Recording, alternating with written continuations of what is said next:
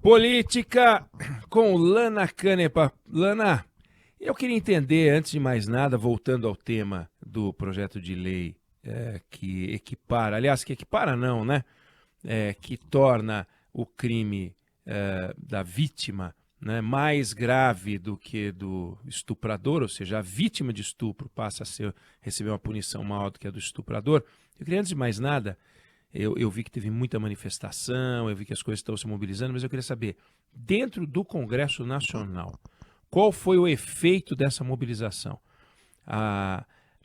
O projeto segue com a força que vinha seguindo antes? O projeto perdeu força? Ou é difícil saber isso até o momento? Porque a reação foi muito forte, mas daí a reação ser muito forte, entre a reação ser muito forte e a gente vê os deputados se mexerem para EPA e ramo,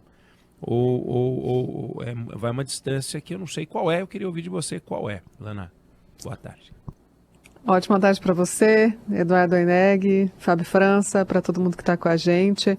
Pé no freio no Congresso. O barulho do lado de fora incomodou. Pelo menos no Senado Federal, a gente já sabe que o presidente Rodrigo Pacheco não vai tratar esse assunto com a pressa que a Câmara tratou. E eu me refiro a um pedido de urgência aprovado de maneira simbólica, para que a gente não saiba os nomes, né, de quem concordaram com um avanço rápido dessa matéria tão criticada. O pedido de urgência, então, lembrando, fura a fila do plenário, né, a matéria acelera, a votação não passa pelas comissões, não chama especialistas, não estende o debate. É só para dar recado, né, para discutir o assunto de maneira mais assodada. Então, a Câmara aprovou esse pedido de urgência e o presidente do Senado disse o seguinte: uma matéria dessa natureza jamais iria direto ao plenário aqui no Senado Federal. Ela deve ser submetida às comissões próprias. E é muito importante ouvir, inclusive, as mulheres do Senado, que são legítimas representantes das mulheres brasileiras, para saber qual é a posição delas em relação a isso. Ao menos acalma um pouco os ânimos dentro do Congresso Nacional, essa posição nos microfones, não foi nem embaixador, do presidente Rodrigo Pacheco. E aí ele segue falando sobre o assunto. Ele diz que o tema poderia ser tratado dentro da discussão da reforma do Código Penal, com cautela, né? É muito importante ter razoabilidade, muita prudência e sistematização. E, obviamente, fez uma ponderação que é cristalina para todos, né?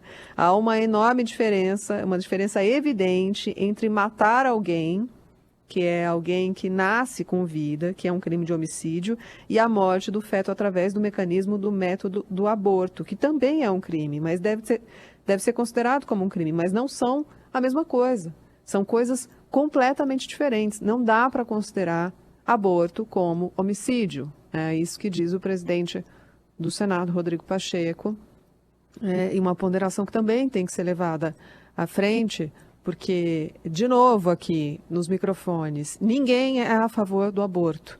O que essa matéria levanta em debate, em repercussão aqui em Brasília no dia de hoje, é muita gente defendendo o que a lei já prevê desde a década de 40, que é o aborto legal em alguns casos específicos, e para que essas vítimas, essas pessoas, porque sim, uma pessoa que tem risco de morrer, essa mulher tem o direito de fazer aborto, uma mulher que carrega no ventre um feto anencéfalo, que infelizmente não vai ter sobrevida, tem o direito ao aborto legal, e uma vítima de estupro. Só nesses 3 casos o Brasil autoriza o aborto legal. E o que a repercussão hoje mostra é que tem muita gente defendendo que essa vítima não seja criminalizada. Porque essa mulher é uma vítima, ela tem que fazer um aborto protegido por lei, é muito triste. E ainda Sim, assim, o que a Câmara quer fazer é transformá-la numa criminosa. E assim, a mulher que tem um feto anencéfalo, ela não queria isso. É evidente que ela não queria isso. Vítima de estupro, imagina, a mulher que queria ser estuprada, não faz o menor sentido. Então são as condições em que a maternidade é incompatível com o desejo da mulher. Mas o que eu queria saber de você é o seguinte: no Senado, então, as coisas vão andar num outro ritmo, mas na Câmara vai sair de lá toque de caixa, porque eles aprovaram mandar para o plenário. vai sair a toque de caixa? A gente vai acontecer o que se imaginava que iria acontecer? Ou lá também a coisa mudou? Porque, volto a dizer, a reação foi maior do que, imagino, muitos dos defensores dessa mudança esperavam. Foi e está sendo, né? Ontem muitos protestos em várias cidades e hoje também deve ser um dia com movimentação, né, nas ruas, com protestos de mulheres que percebem o retrocesso que essa matéria é. Então, Arthur Lira já tinha sinalizado que não seria no tempo do relator. O relator saiu da reunião de líderes falando, o autor, aliás, o Sóstenes, eu acho, saiu da reunião de líderes falando que em 2 semanas ia estar pautado, que ia estar em plenário, que ia estar em discussão, em votação essa matéria. Daí Arthur Lira já deu uma sinalização de que deve ser em 4 semanas, talvez mais, e tem muita gente querendo empurrar para depois do período eleitoral. Então, sim, Oineg, a pressão já teve efeito no Congresso Nacional, na Câmara deve desacelerar o debate, talvez empurrando para depois do período eleitoral, porque tem muita gente que não quer o desgaste. E justamente a cobrança que vem dos protestos preocupa os parlamentares que vão subir no palanque e que vão ser cobrados a falar sobre esse assunto. Hoje, além da repercussão do presidente do Senado, a gente teve a primeira-dama, que foi às redes sociais, falar sobre o assunto. E quero dizer que eu acho que da parte do Executivo, faltou um pouco mais de reação por parte especialmente das ministras, né?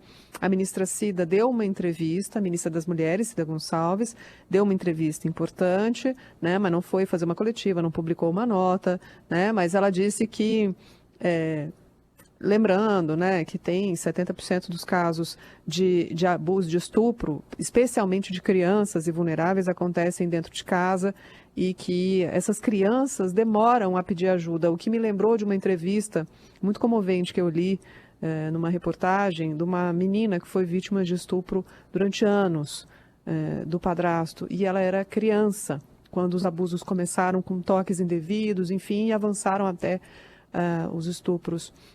E essa menina, que obviamente não foi identificada, disse: eu achava que isso era amor.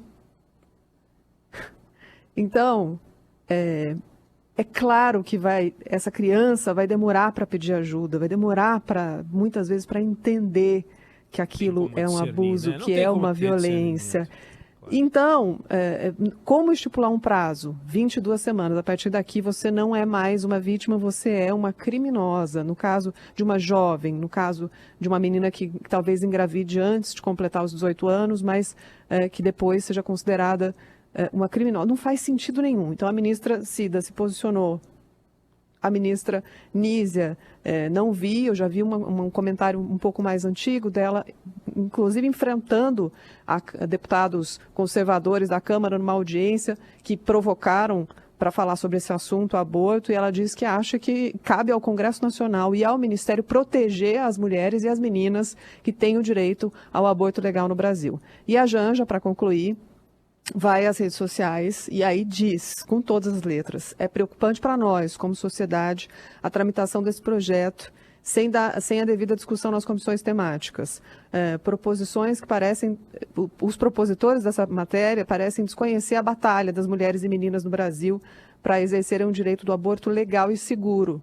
Eles tinham que estar preocupados com isso, né? Em garantir que ninguém precise fazer um aborto, ou seja, que ninguém seja vítima de estupro. Para garantir isso, para proteger as meninas e mulheres, não acusá-las. Então, a Janja conclui dizendo que a cada 8 minutos uma mulher é estuprada, que o Congresso deveria trabalhar para garantir, então, o aborto legal e seguro, e não para revitimizar e criminalizar essas meninas e mulheres que precisam ser protegidas e acolhidas. É isso aí, política com a Alana Canepa. Alana, brigadão, e segunda-feira a gente volta a conversar. Valeu, bom final de semana. Bom fim de semana, beijo grande para vocês.